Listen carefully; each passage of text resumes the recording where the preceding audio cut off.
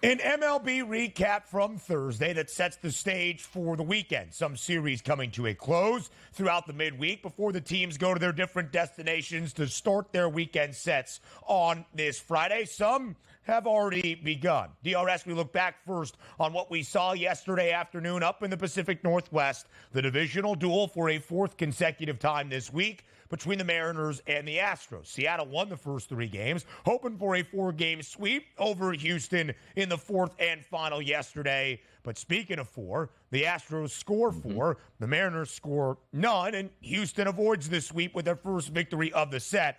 4-0. Again, Spencer Arrighetti, as you shared, very good in the game on the bump for the Stros, and Alex Bregman, a two-run shot for Houston that got the scoring started. Houston needs a win. Houston needs many wins. They entered yesterday having lost 5 of their last 7. They avoid the sweep up in the Northwest. Yeah, and it's good for them where they avoided the sweep, right? And just tried to somewhat hang around in the AL West. And that's really, not the Houston Astros' fault that they're 25-32. They shouldn't even be in playoff contention with a record like that in a normal division to maybe win it. You should be looking just at the wild card as maybe as a pipe dream. But the fact that the Seattle Mariners at 31-27 are the best team in the AL West, that gives Houston hope all throughout the summer that if we just get right, we have a legitimate chance to actually win this division when, quite frankly, we should have been wiped out of the divisional race when just a few short weeks ago we're talking about them 12-13 games under 500. And this is also a reason that I don't trust Seattle. Games like this, yes, I understand you're going for the sweep, and all you can ask for in Major League Baseball is to win series, not sweep series. We understand that. Right. But you take a look at Spencer Arrighetti on the mound. It's not as if you were throwing a Cy Young guy that was going to be the stopper on your team to make sure you got a victory. It's a pitcher that's been, quite frankly, below average for the season that dominated you in your ballpark where you only had 4 hits and also didn't even score a run. The Seattle Mariners, to me, I just can't trust them, which is why, what was maybe a week ago, who do you think is going to win this division? I said the Texas Rangers because they got a lot of ammunition eventually that will come back to that lineup, and they're just too talented here not to be a 500 or better ball club. You take a look at the Mariners again. Trust level is low for me, which also keeps the Houston Astros hanging around and believing that eventually they'll get it together.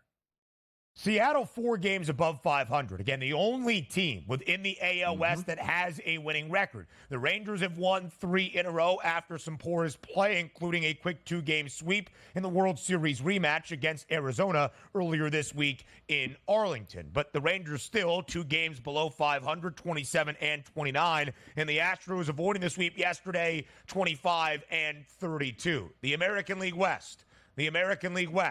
Those divisional odds, we have them. There they are. Minus 140 for Seattle as the divisional favorites and those front runners with a minus money price. Donnie, you said you're not buying into either Seattle or Houston. Let me ask you the question like this around the Astros, who are tied for the third best price still to win the American League pennant, even being 7 games below 500 at plus 750. You saw the odds there. Plus 260, just 5 games back of those Seattle Mariners for the top spot in the division. Houston is also plus 112 even to see the American League postseason. If there was a price you were going to bet on the Astros, figuring things out from the month of June on through the rest of this long summer in Major League Baseball, what do you think would be that best bet on the Astros?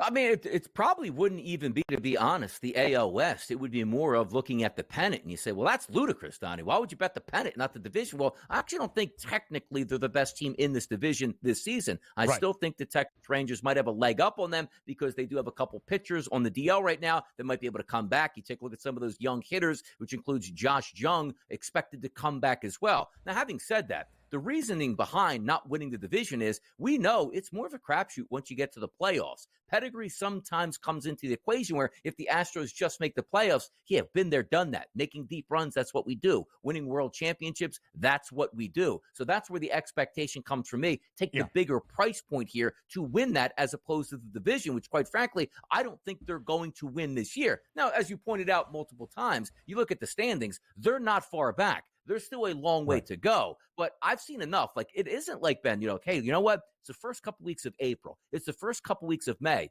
Tomorrow we'll be in June already, and we're still waiting for this team to wake up, which they played a lot of base. 25-32, they haven't woken up yet. So they're going to wake up in the next 60 games and be a dominant baseball team? I'm not so sure of that. But if they do throughout the summer just hang around in that wild card race, nobody's going to look at the Astros, if they get into the playoffs, Ben, as an easy out. That's all. I actually think I would look at the division price of plus 260, at least at this moment. Houston, 5.5 games back of Seattle. They are actually even deeper back, 6.5 games of what a potential wild card spot would be like. We don't really look at the wild card race this early on. But, Donnie, there's only 6 teams in the American League in total that are above 500 at this moment, and 3 of them hail from what we all expected to be the worst division entering this year, the American League Central. That's the Guardians pacing the division, the Kansas City Royals playing some really good baseball, and the Minnesota Twins, who knocked off KC yesterday. We'll look at that game in just a moment. National League Central now, 4-game set wrapping up this week in Milwaukee, and the Brewers get the last laugh. Greg Council's return to the state of Wisconsin, the former manager, of course, for Milwaukee, and the Brew Crew win 3 of the 4 games of this set with a 6-4 victory at home yesterday. -120 money line favorite. Total goes over 8.5. Last 3 games of this series all saw at least 9 runs. Gary Sanchez, that Gary Sanchez, who used to play in the Bronx, a 2-run shot in the 8th for Milwaukee when the game was tied at 4 apiece. That the game-winning homer for the Brewers yesterday.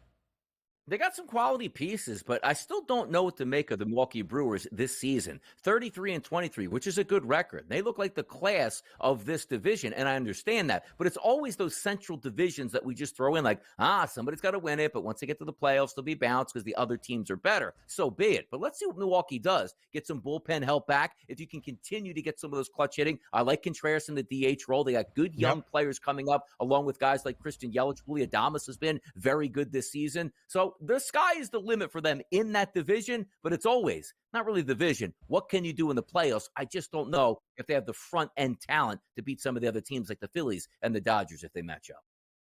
Milwaukee, the minus money odds-on favorite. The Brewers have a 5-game lead in the National League Central as they're the only team above 500. The Cardinals an even 500, but Milwaukee 10 games above it. More around MLB next. A 4-game divisional duel coming to a close as well in Minneapolis yesterday between the Royals and the Twins in the American League Central. When we were breaking down the game, it was much closer on the money line than where it ended. Minnesota around a -166 home money line favorite because Brady Singer, who was the probable starter for Kansas City, was scratched before we got to some day baseball up in Minneapolis. But the Twins did rally. They win the finale of the series 7-6 over KC, total skying over 8.5. Minnesota takes 3 of the 4 games to win this series against the Royals, despite our guy, DRS, Vinny Pasquantino, Vinny P, the Pasquatch, hitting a 2-run home run in the first and 3 RBIs from Bobby Witt Jr., but it was Carlos Correa, bases clearing triple in the 6th, and Ryan Jeffers, who hit 2 long balls for Minnesota. The difference, the Twins win the series. They win the finale 7-6. Yeah, good series overall here, but if you take a look at the Kansas City Royals, even if you scratched a better pitcher, you still got a competent performance out of Lynch. 5 innings pitched, 5 hits, 3 runs, but only 2 of those earned. That should be good enough to hang around and get a victory, but then you have the bullpen coming in. Stratton, 2/3 of an inning, 4 earned runs given up, and it was basically a wrap from that point. But as you saw, Kansas City in the top of the 9th inning plated 2 runs to get closer in that 7-6 loss. But Kansas City, look, still hanging around, much like we just talked about the Houston Astros. Sometimes after 60 days or 2 full months in the regular season, you really know what you have. Kansas City's a pretty good squad here. Even getting a scratch pitcher, which you would have had the advantage in, you still got a competent start. You could have won that baseball game. You end up not doing that. So decent win for the Twins here, but not backing down on the Royals. They should be in it to win it this year, or at least in that area of, you know what? I think we can win this, if not win the division, and maybe sneak into the playoffs if we need the wild card. 35-23, solid record.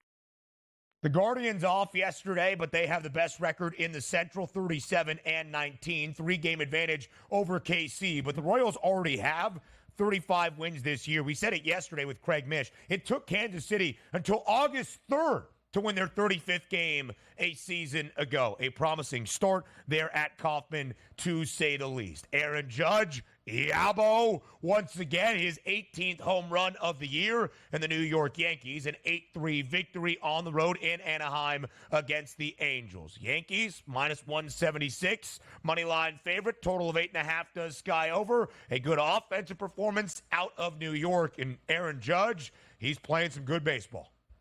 Yeah, by the way, good start by Rodon. 6 innings pitched, 3 earned runs. Keep you in that each and every time, specifically with that Yankees offense. Sandoval came into that game struggling a bit, now sitting at a 5.34 ERA, despite going 6 innings and only 2 earned runs. But sometimes you just got to lean on your big boppers in the middle of that lineup. Aaron Judge only got 1 hit, but if you're going to take that 1 hit each and every night and turn it into 2 RBIs with a home run, that's what you'll take out of it. And also, how about Juan Soto? 1 for 3, gets 2 walks, but also cashes in with 3 RBI, hitting .312 on the season. First 3 guys in that lineup, and Volpe broke a long streak of getting base hits here, but he's still hitting .283. True. Volpe, Soto, Judge, Stanton. That's been a very good, formidable 1 through 4 to open the season, and that includes Stanton only hitting .225. Hopefully that number rises higher. But if you say at the end of this season, Aaron Judge hits .275, which he's sitting at .273 right now, he's probably having an MVP-like season, because that means a lot of long balls included in that .275 average.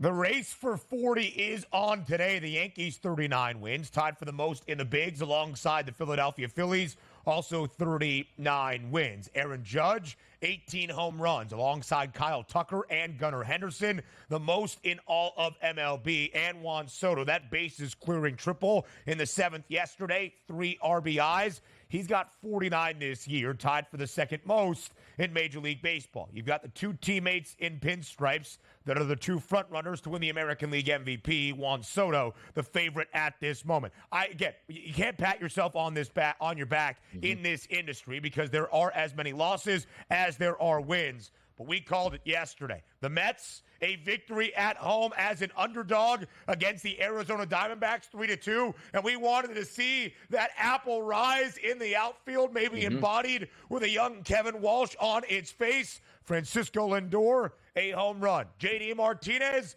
a home run. The Mets, back. Yeah, how about that closed-door meeting equates to a victory here. Lindor does go 4 for 4 with that home run. He's actually been playing much, much better, still only hitting .225 on the season. But sometimes you need some breaks, which includes maybe one of the better pitchers in baseball, Zach Gallen, getting knocked out very early in that game, not because he got hit around, but because he got injured. And the Mets still needed a comeback victory against a lowly Diamondbacks team right now, 25-31. But you'll take wins anywhere you can get them. The Mets entered yesterday, losing 15 of their last 19 games, but now the win streak begins up at Citi Field.